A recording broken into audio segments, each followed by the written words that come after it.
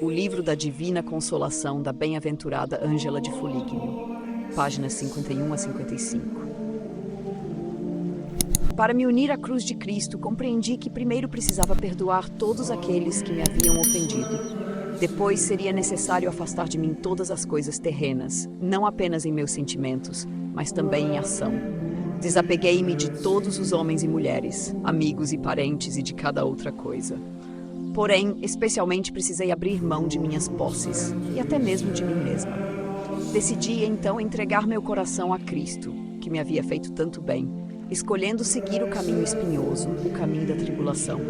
Comecei então a renunciar às minhas melhores roupas e alimentos mais delicados, e até ao véu que cobria minha cabeça.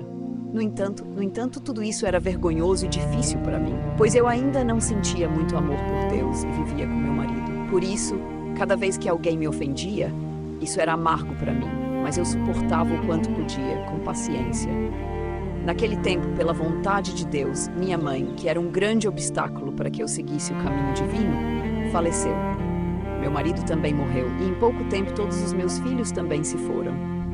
E, porque eu havia começado a seguir o caminho de Deus e orado para que Ele me libertasse dessas ligações, senti grande consolo com suas mortes, embora também tenha experimentado alguma tristeza. Assim, vendo que Deus me mostrava essa graça, imaginei que meu coração estava no coração de Deus e que a sua vontade e o seu coração estavam no meu. Por fim, busquei saber de Deus qual seria o ato mais agradável a Ele que eu poderia realizar. Por muitas vezes, em sua infinita misericórdia, Ele se mostrou a mim, tanto enquanto dormia quanto enquanto estava desperta. Aparecendo preso à cruz, Ele me ordenou que contemplasse suas chagas. De maneira admirável, fez-me compreender como Ele havia suportado tudo por mim.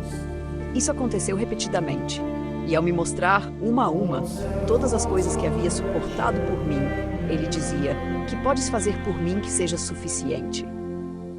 Muitas vezes também Ele apareceu a mim enquanto eu estava desperta, mas de um modo ainda mais agradável do que quando estava dormindo, embora eu sempre percebesse sua grande dor e sofrimento.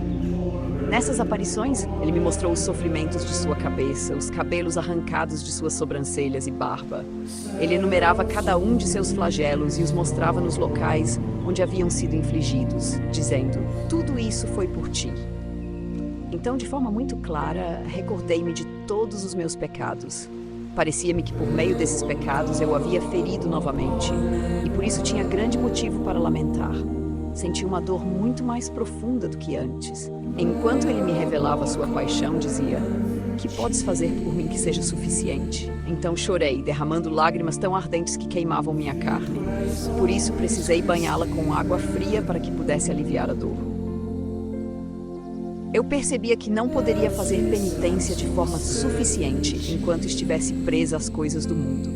Por isso, para conseguir realizá-la com mais liberdade e para alcançar a cruz, como eu havia sido inspirada a fazer, decidi com firmeza abandonar todas as coisas. Essa decisão foi enviada a mim de maneira admirável por Deus, da seguinte forma: em minha imaginação, comecei a nutrir um grande desejo de viver na pobreza. Meu zelo era tão intenso que, muitas vezes, temi morrer antes de alcançar esse estado de pobreza. Por outro lado, fui assaltada por tentações que sussurravam aos meus pensamentos dizendo que eu era jovem e que mendigar poderia me expor a grandes perigos e vergonhas. Além de que, se escolhesse esse caminho, seria forçada a morrer de fome, frio e nudez. Além disso, todos os meus amigos tentavam me dissuadir desse propósito. No entanto, por fim, a misericórdia divina enviou ao meu coração uma grande iluminação. Dessa iluminação, recebi uma segurança interior que, na época, acreditei e ainda hoje acredito, nunca perderia, nem mesmo na eternidade. Assim, determinei e resolvi que, mesmo que fosse forçada a morrer de fome, frio ou vergonha, por ser algo que agradava ou poderia agradar a Deus, de forma alguma me desviaria desse propósito. Escolheria morrer voluntariamente por amor a Deus, em vez de falhar em minha intenção. Dessa forma, tomei minha decisão com plena seriedade. Orei ao evangelista São João e à Santíssima Mãe de Cristo para que, pelos sofrimentos que haviam suportado, intercedessem junto a Deus e me concedessem um sinal que me permitisse sempre manter viva a lembrança da paixão de Cristo. O 13º ponto foi que, Perseverando nessas orações e desejos, recebi um sonho no qual me foi mostrado o coração de Cristo. Foi-me dito que naquele coração não há falsidade, pois tudo nele é verdadeiro. Pareceu-me que esse sinal foi enviado porque, anteriormente, eu havia zombado de um pregador. O 14º ponto foi que, certa vez, enquanto estava em oração e vigília, Cristo se mostrou a mim de forma mais clara, dando-me um conhecimento de Ele mais profundo do que nunca. Foi então que Ele me libertou, e isso aconteceu da seguinte maneira. Primeiro, Ele me fez algumas perguntas. Depois disse: "Coloca tua boca na ferida do meu lado." Pareceu-me então que eu colocava minha boca ali e bebia o sangue que escorria fresco da sua ferida. Ao fazê-lo, foi-me dado compreender que eu estava purificada. A partir desse momento, comecei a receber grande consolação, embora sentisse profunda dor ao meditar sobre a paixão. Então, roguei ao Senhor que permitisse que meu sangue fosse derramado por amor a Ele, assim como o seu havia sido derramado por mim. Desejei que, por amor a Ele, todos os membros do meu corpo sofressem aflição e morte, mais vil e mais amarga do que a sua paixão. Por isso, considerei e procurei uma maneira de encontrar alguém que pudesse me tirar a vida, para que eu sofresse por causa da fé nele. No entanto, desejava que ele me fizesse morrer, e por uma morte mais vil, mais lenta e mais amarga. Não conseguia pensar em uma morte tão vil quanto a que eu desejava, ou que fosse diferente das mortes dos santos, pois eu me julgava realmente indigno de morrer como eles morreram. O 15º passo foi que eu fixei minha mente na Virgem Mãe de Deus e em São João, mantendo-os na minha lembrança e orando a eles, para que, pelo sofrimento que haviam suportado por causa da paixão do Senhor, eles me concedessem a graça de sentir sempre a dor da paixão, ou ao menos de seus sofrimentos. E eles me concederam essa graça de tal maneira que, uma vez, São João me impôs uma dor tão grande que nunca senti maior. Então percebi que os sofrimentos de São João e da Mãe de Cristo, os quais suportaram por causa da paixão, eram de fato mais do que o martírio. Foi então que me foi dada a vontade de me amaldiçoar com todas as minhas forças. E embora eu fosse muito assediado pelo diabo, e frequentemente tentado a não fazer isso, sendo proibido pelos irmãos menores e por todos de quem deveria buscar conselho, no entanto, nada do bem ou do mal que pudesse ser feito a mim, me impediu de dar todos os meus bens aos pobres. E se me tivessem impedido de fazer isso, pelo menos teria abandonado. Nota explicativa.